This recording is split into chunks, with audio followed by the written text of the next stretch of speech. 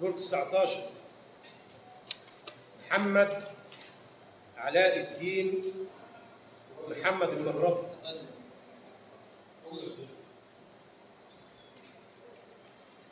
بعد الاطلاع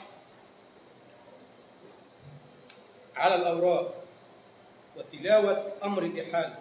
وسماع طلبات النيابة العامة والمرافعة الشفوية والمداولة قانونا،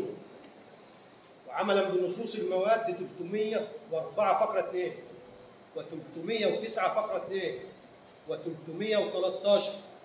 و381 فقرة 2 من قانون الإجراءات الجنائية، والمواد 32 و230 و231 و316 مقرر ثالثا أولا وثالثا من قانون العقوبات، والمواد 1 فقرة 1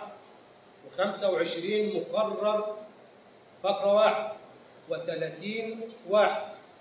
من القانون 394 لسنة 1954 المعدل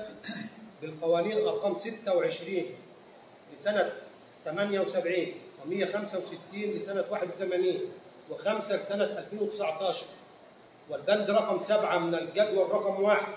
الملحق بالقانون الأول المعدل بقرار وزير الداخلية رقم 756 لسنة 2007. حكمت المحكمة حضوريا وبإجماع آراء أعضائها بمعاقبة محمد علاء الدين محمد المغربي بالإعدام شنقا وإلزامه بالمصاريف الجنائية ومصادرة أداة الجريمة المضبوطة وإحالة الدعوى المدنية إلى المحكمة المدنية المختصة وأبقت الفصل في مصروفاتها.